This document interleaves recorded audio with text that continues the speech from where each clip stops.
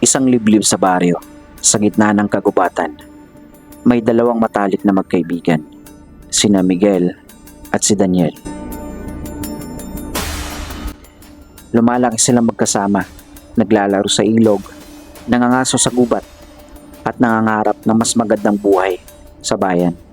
Pero may isang lihim na matagal nang bumabalot sa baryo nila. Isang bagay na hindi kailanman sinabi ni Daniel kay Miguel. Isang gabi, habang pauwi sila mula sa bayan, napansin ni Miguel na tila hindi mapakali si Daniel. Tahimik ito at panay sulyap sa madilim na bahagi ng kagubatan. Hanggang sa bigla itong huminto at hinawakan ng balikat ni Miguel. Miguel, may kailangan ako sabihin sa'yo. Bulong ni Daniel. Umalis ka na dito at huwag ka nang bumalik sa baryo na to. Nagtaka si Miguel. Anong ibig mong sabihin, Daniel? Bago pa man nakasagot si Daniel, narinig nila ang mga nakakatindig balahibong alulong na nagmumula sa kakahuyan. Mukhang hindi ito mga ordinaryong hayop. Parang halo-halong tinig na mga taong nasasaktan at mga hayop na nagwawala. Biglang lumitaw mula sa dilim ang maraming pares ng pula ang mata.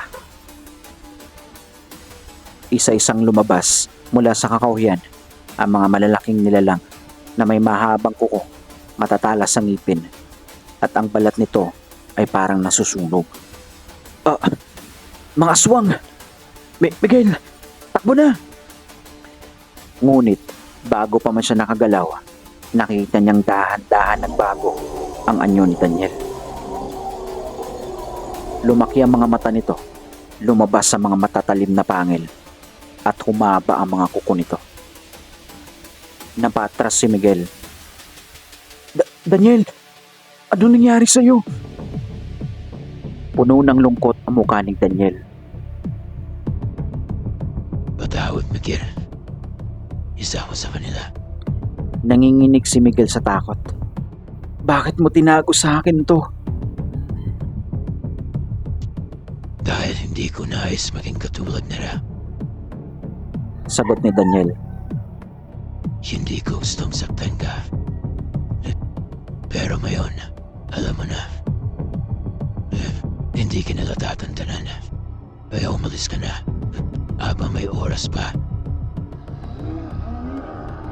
Naglapitan ng mga aswang. Handa nang lapain si Miguel. Ngunit bago sila makalapit, biglang pumagitna si Daniel at sinugod ang kanyang sariling mga lahi. Isang matinding laban ang naganap.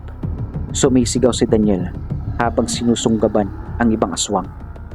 Pinupunit ang kanilang mga balat gamit ang matatalis na kuko at nagkalat ang mga dugok sa lupa. Umalis ka na, Miguel.